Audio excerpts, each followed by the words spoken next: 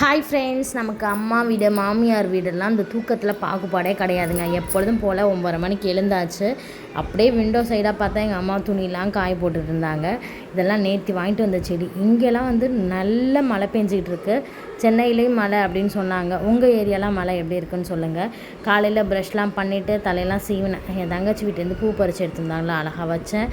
காலையிலே பார்த்திங்கன்னா என் தம்பி எல்லாருக்கும் மாம்பழம் வாங்கிட்டு வந்தான். அதுதான் என் தங்கச்சி பசங்களாம் எடுத்துகிட்டு வராங்க. அந்த மாம்பழத்தை பார்த்ததுலேருந்து சின்னதுலேருந்து பெருசு மூஞ்சில் அவ்வளோ ஒரு பிரகாசமான ஒளிகள். இதெல்லாம் எங்கள் வீட்டில் வளர்க்குற குருவிகள். இதெல்லாம் குட்டி போடுது, திரும்ப செத்து போகுது. ஏதாவது ஒரு குருவி கடிச்சிடுது. இன்றைக்கி லஞ்சுக்கு பார்த்திங்கன்னா வீட்டிலே காய்ச்ச மணத்தக்காளி தான். ஸோ மணத்தக்காளி ரசம் வச்சுட்டு காடை வறுத்தரலாம் அப்படின்னு சொன்னாங்க. எங்கள் வீட்டு ஆட்டுக்குட்டிக்கெல்லாம் பால் கொடுத்தாச்சு. இதோட அம்மா இறந்து போயிடுச்சு. அதனால் எங்கள் அம்மா தான் இதுக்கு பால் ஊட்டி சீராட்டி வளர்த்துக்கிட்டு இருக்காங்க. கொஞ்ச நேரம் நானும் பால் கொடுத்தேன். அதுக்கப்புறம் பார்த்திங்கன்னா கொல்லையை க்ளீன் பண்ணுற வேலைகள் இருந்தது. இதெல்லாம் தானாக முளைச்ச சுண்டைக்காய் நிறையா இருந்துச்சு. போகும்போது பறிச்சுட்டு போகணும்.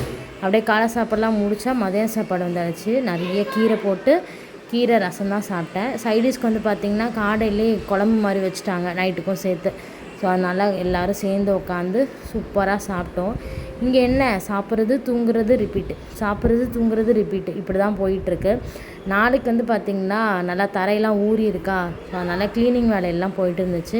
இந்த பசங்களுக்கு ஜேசிபியை பார்த்தா மட்டும் எங்கேருந்து தான் சந்தோஷம் வரும்னே தெரியாது. உங்களுக்கெல்லாம் உங்களோட சம்மர் ஹாலிடேஸ் எப்படி போகுதுன்னு சொல்லுங்கள்.